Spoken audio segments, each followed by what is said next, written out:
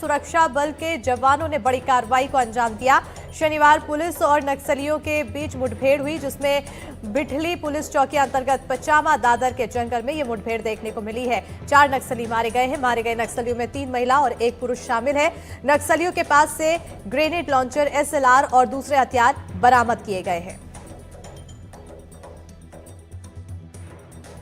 Police को सूचना मिली थी कि जो कटेज एरिया और पचामा का जंगल है उसमें नक्सलियों का मूवमेंट है, तो हमने लगभग 600 की संख्या में होप, सीआरपीएफ कोबरा और जिला पुलिस बल को रवाना किया पूरे एरिया की गहन सर्चिंग के लिए। फिर परसों उसमें सर्चिंग पार्टी और नक्सलियों के बीच मुठभेड़ हुई, जिसमें 4 नक्सली मारे गए, 1 पुरुष 3 महिला। सभी एसीएम रैंक के हैं और उनके ऊपर टोटल जो इनाम है वो 56 लाख का है। काफ़ी ऑटोमेटिक वेपन जैसे SLR जब्त हुआ, ग्रेनेड लॉन्चर, 315 बोर की 2 राइफल, 1 अन्य राइफल, काफ़ी मात्रा में एमुनिशन बरामद हुआ और भी बहुत सारा वॉकी टॉकी, IED बनाने का सामान, डेटोनेटर, लिटरेचर और काफ़ी जो दैनिक यूज की चीज़ें हैं वो काफ़ी मात्रा में हमें मिली। और इसी पर ज्यादा जानकारी के साथ बालाघाट सहयोगी रुपेश श्रीवास्तव जुड़ चुके हैं और साथ ही साथ सहयोगी अजय शर्मा हमारे साथ जुड़ चुके हैं। सीधा रुख करेंगे दोनों सहयोगी की ओर। सबसे पहले रुपेश, आपकी ओर आना चाहूंगी, अपडेट जानूंगी। जी हाँ, देखिए, जो परसों नक्सली मुठभेड़ हुई उसमें 3 हार्डकोर महिला नक्सली एवं 1 पुरुष जो रवि नामक है, और ये रॉकेट लॉन्चर चलाने में एक्सपर्ट माना जाता है।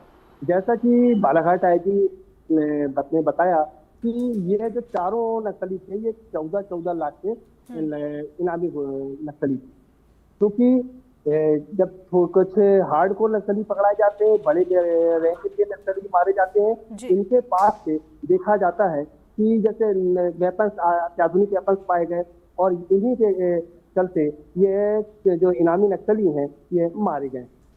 बिल्कुल, तो ये इनामी नक्सली मारे गए हैं। अजय, आपकी ओर आना चाहूंगी, क्योंकि मध्य प्रदेश से नक्सलियों का लगभग खात्मा माना जाता है और ऐसे में छत्तीसगढ़ में एक तरफ नक्सल मुक्त अभियान चलाया जा रहा है, तो क्या ये माना जाए कि मध्य प्रदेश की ओर पलायन कर रहे हैं?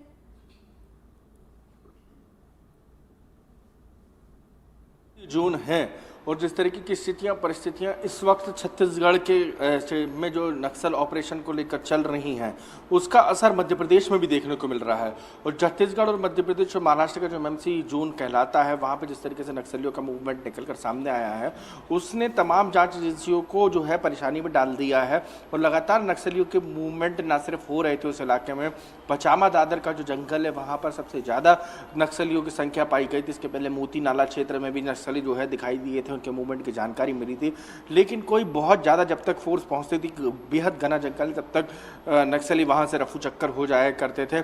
इस बार पिछले कई सालों में मध्य प्रदेश पुलिस और खासतौर पर हॉक फोर्स जो नक्सलियों के खिलाफ ऑपरेशन में शामिल रहती है उसको बड़ी सफलता मिली है। उन्होंने लाखों के नक्सलियों को न सिर्फ मार गिराया है, नक्सलियों पर अलग अलग राज्यों में अलग अलग तरीके से इनाम है। और इसी बीच यदि बात की जाए तो जो बड़े पैमाने पर हथियारों का जखीरा बरामद किया गया है, ये पिछले कुछ 5-7 सालों में सबसे बड़ी बरामदगी है अभी जो पकड़ी गई। इसके पहले करोड़ों रुपए का नक्सली मारा गया था। और अभी यदि बात करूं तो पिछले कुछ सालों में सबसे बड़ी बरामदगी है, जिसमें ऑटोमेटिक वेपन से लेके ग्रेनेड से लेके रॉकेट जो लॉन्चर है वो तक बरामद किए गए हैं। तो ऐसे में कयास यही लगाए जा रहे हैं। और ये तब सब कुछ हुआ था जब मध्य प्रदेश में गृह मंत्री अमित शाह आए हुए थे पचमढ़ी में, बीजेपी के प्रशिक्षण शिविर में संबोधित कर रहे थे। उस दौरान मध्य प्रदेश पुलिस और हॉक फोर्स को ये बड़ी सफलता मिली थी।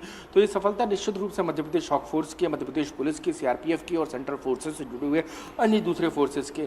लेकिन अहम बात यह है कि मध्य प्रदेश में भी नक्सलियों का मूवमेंट आज की तारीख में जारी है और सक्रिय तरीके से जारी है। और लाखों के इनामी नक्सली जो हैं इस वक्त मध्य प्रदेश के और छत्तीसगढ़ के बॉर्डर जो MMC जोन है उसमें सक्रिय दिखाई दे रहे हैं।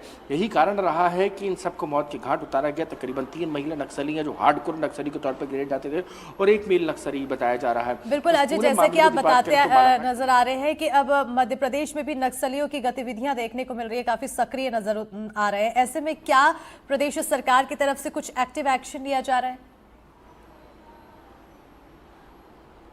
देखिए, एक्टिवली मध्य प्रदेश सरकार ने पिछले दिनों एक अलग फोर्सेस के लिए, फंड्स के लिए सेंट्रल गवर्नमेंट के सामने बात कही थी और कहा था कि मध्य प्रदेश के कई इलाकों में भी नक्सली जो मूवमेंट है उसका इंटेलिजेंस इनपुट हैगा। यही कारण रहा कि लगातार मध्य प्रदेश के हॉक फोर्स ने इंटीरियर जंगल में, घने जंगल में जैसे ही उनको इनपुट मिला तलाशी अभियान तेज की और उसी के बाद नक्सलियों ने फायरिंग शुरू की। ताबड़तोड़ नक्सलियों की फायरिंग के बाद मध्य प्रदेश के हॉक फोर्स के जवानों ने इसका ताबड़तोड़ जवाब देते हुए जवाबी कार्रवाई में 3 महिला नक्सलियों को मार गिरा और एक पुरुष नक्सली को, जिनके ऊपर लाखों रुपए का इनाम घोषित था। यदि बात की जाए नक्सल मूवमेंट को लेकर तो पिछले कुछ अरसे में बहुत छोटे से क्षेत्र में सब कुछ सीमित हुआ है, खासतौर पर मोती नाला और दादरी का जो इलाका है वहाँ पर, पचामा दादरी का जो इलाका है वहाँ और आसपास के इलाके में जैसे जैसे फोर्स आगे बढ़ती है वैसे वैसे नक्सलियों के लिए परेशानी का कारण है। इन सब क्षेत्रों के घने जंगल में होने के साथ साथ इनकी कनेक्टिविटी को बेहतर किया जा रहा है ताकि ऑपरेशन तेज की जाए आने वाले समय में। लिहाजा मध्य प्रदेश सरकार सेंट्रल गवर्नमेंट की कोलैबोरेशन से इस ऑपरेशन को और तेज करेगी आने वाले समय में और कई बड़े और नक्सली जो है घिरते नजर आएंगे इस नक्सल विरोधी ऑपरेशन। बड़े और नक्सली यहाँ पर अब उनके लिए खतरा जरूर देखने को मिलेगा आने वाले समय में। रूपेश, अगर करंट स्थिति जांची जाए बालाघाट की नक्सलियों से जुड़ी हुई तो क्या है?